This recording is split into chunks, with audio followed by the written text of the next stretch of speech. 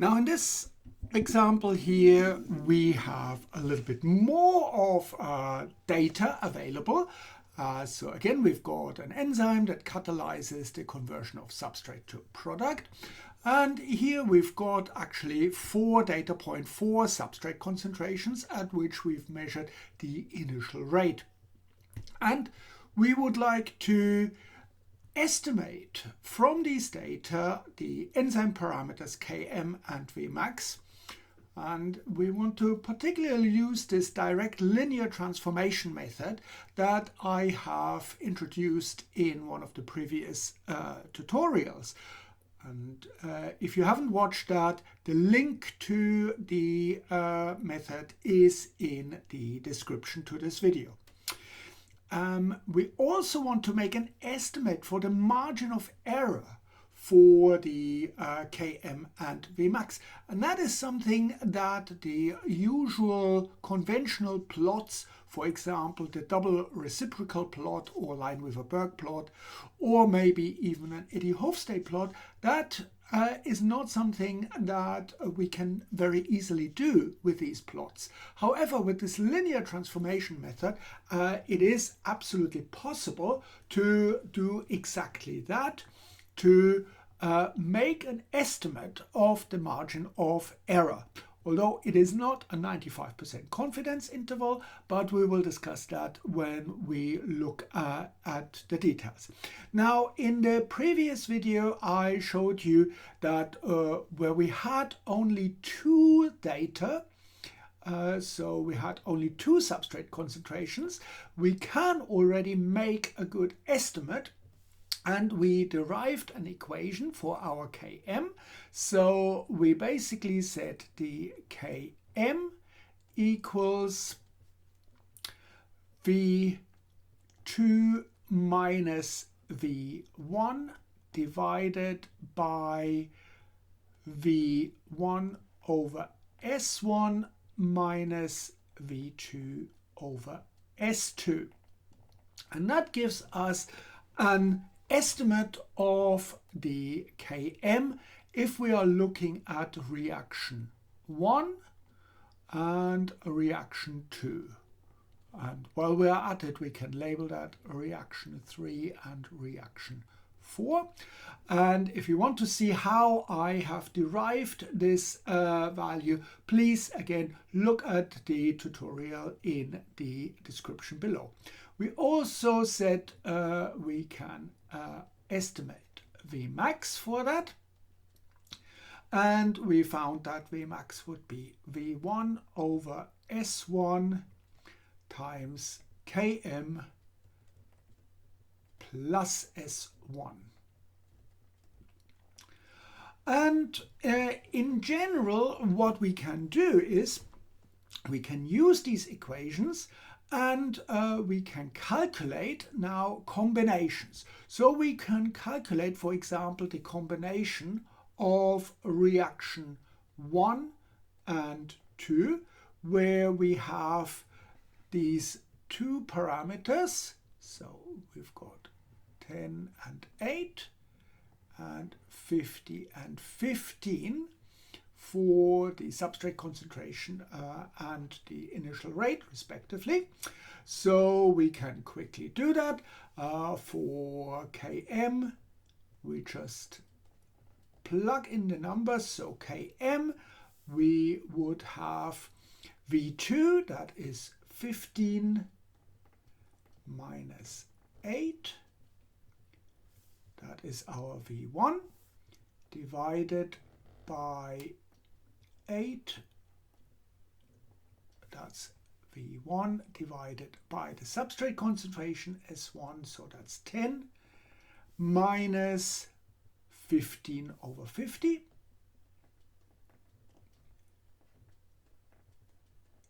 So that would be, if we put that in the calculator, that would be a Km of 14 micromolar. And we can do the same thing for Vmax in this case. So our Vmax here would be if we put in the numbers V1, let's put that with V1, 8 over 10 times what we've just calculated, 14 plus the substrate concentration 10, so that's 24, and that would give us a Vmax of roughly 19.2 micromolar per minute. So that is the combination of R1 and R2. Now, of course, we can also do the combination R1 and R3. Now, let's see what we get from that. So again, we calculate Km first. So Km, so in this case, let me quickly highlight what we are looking at. We are looking at the reaction 1 and 3. And so here we've got 16 minus 8. So that is our initial rate here, and this one for the reaction 1, divided by, so we've got this pair here again, 8 over 10 minus 16 over 100. And when we put that into the calculator, if I have done that correctly, we would get a Km of 12.5 micromolar. And we now calculate Vmax for this combination. And we get, again, 8 over 10 times, and here we've got a different Km now, so that would be 12.5 plus 10. And for that we would get a Vmax of 18 micromolar per minute. So what we see is that this was here our Km for the first combination, 1, 2. This was the Km for the second combination, 1, 3. So how many combinations can we actually do? Now, this is easy to calculate. We have a total number of calculations of n times n minus 1 divided by 2. And where n is the number of observations. So in our case here, we've got n equals 4. So we can calculate how many different combinations we can actually make. So we have 4 times 4 minus 1 divided by 2. That would give us 4 times 3 is 12 divided by 2. So we would have 6 combinations that we can look at. So we could look at R1, 2. That is what we've just done. We would look at R1, 3. That is also what we have done here. We could look at the combination R1, 4. So that would be this one here and this one here. Now we need then to look at R2. So we would look at R2, this one here with R3, and R2 with the reaction 4. So this one with this one. And last but not least, we would have R3 and 4. And we would need to do all these calculations, all these Kms and Vmax. So we would get 6 values for Km and Vmax. Now I have done these calculations separately and I have put them into Excel where we have these data. So here are the data. for our KM, 14, 12.5, 19.2 and 18. And remember, this was R12, R13, R14, and so on and so forth. So this would be our 6 data. Now, what can we do with these data? What we can do with these data is we can calculate what is known as the MAD. So I write that down. We can calculate the MAD, which stands for the median of the absolute difference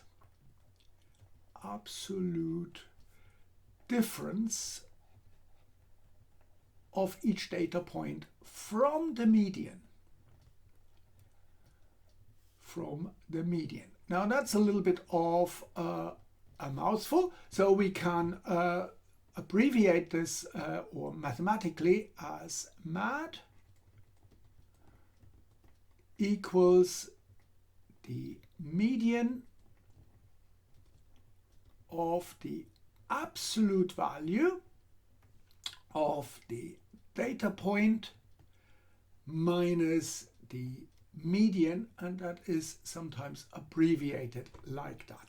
So let's try and do this for our KM.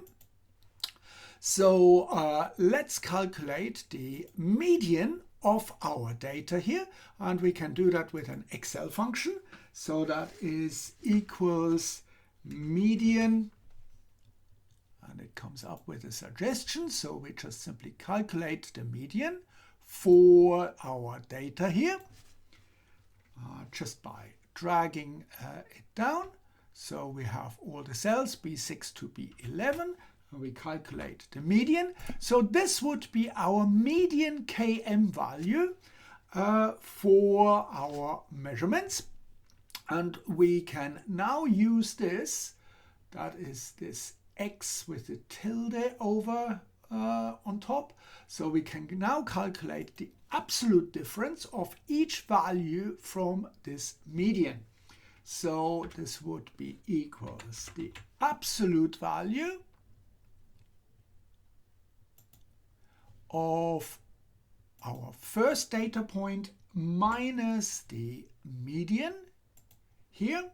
And I lock this cell by pressing the F4 button, and you see it changes to these dollar signs. That means this cell won't change, this reference won't change. So close the bracket. So we've got 1.2. And just drag it down, and we get our data points, the differences, the absolute differences of each data point to the median. And now we can calculate the median of these data points, of these differences. That's this part median here. So we just drag this over, and we get a median of 1.65. Now, this would be the MAD. For the margin of error, however, we would express the margin of error. So the margin of error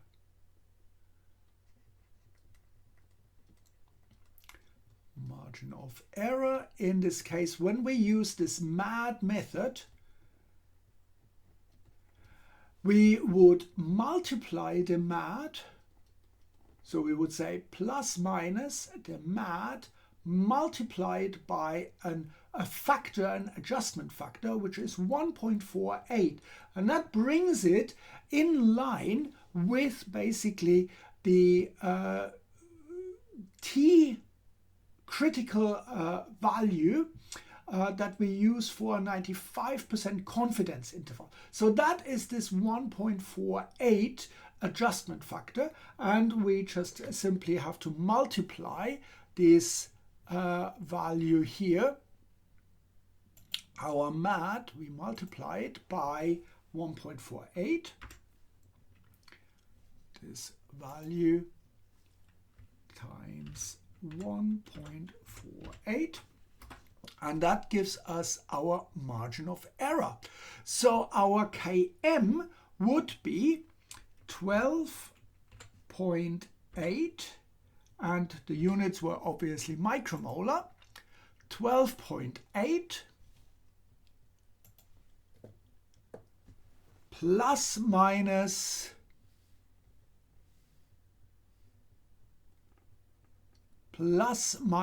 a margin of error of 2.4. So we would probably indicate this as 12.8 plus minus 2.4. We need to be careful with the significant figures. I would probably even argue that we probably should round this to 13, but let's just leave it like that, 12.8 plus minus 2.4 micromolar for our Km. And that is the margin of error. Now we can do the same thing for the Vmax. So let's quickly do that. We can calculate the median for our Vmax. Actually, that's quite simple and straightforward. We just have to extend that here. So that is our median for the Vmax, 18.35.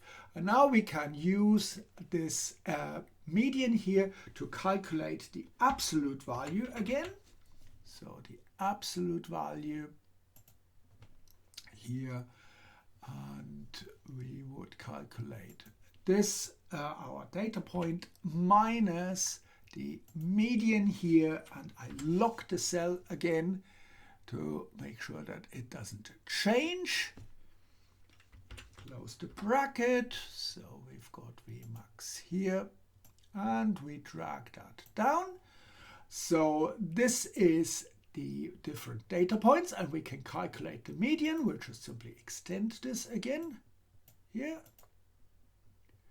And we get the MAD. So again, this here is the MAD. We now have to multiply it again by this 1.48, by this adjustment factor, equals this times 1.48, and we get a value of 0.9, I would say. So we would say for our Vmax, so for the Vmax, we would get a value of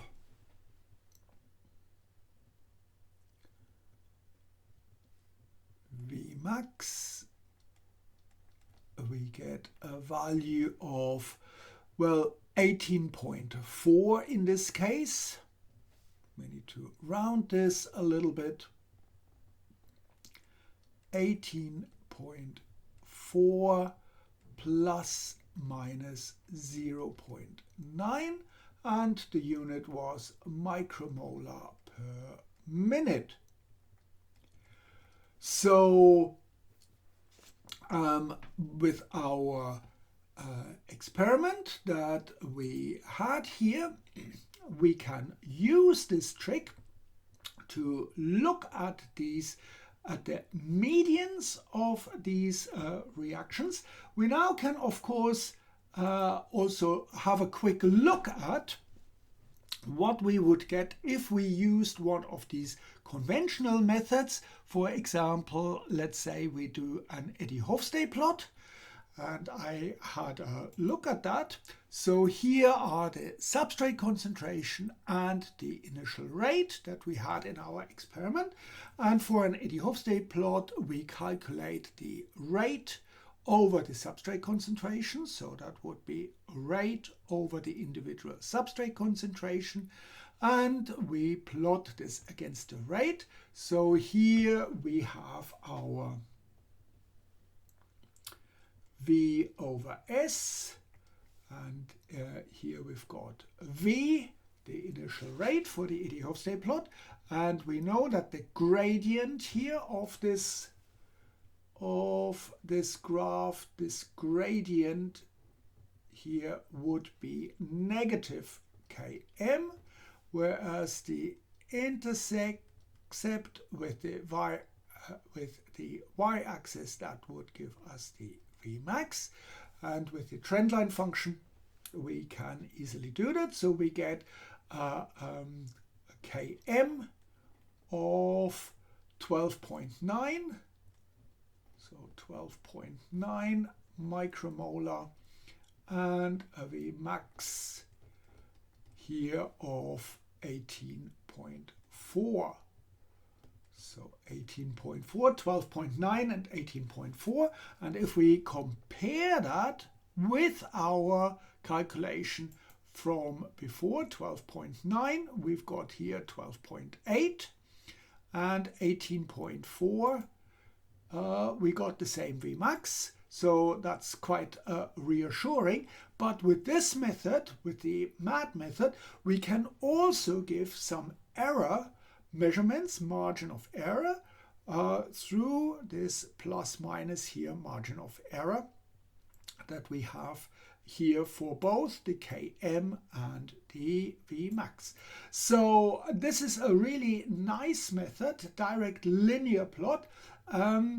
If you've got, of course, if you've got more data points, then it gets a little bit messy with all the data, and you're probably best off using a program to calculate estimates.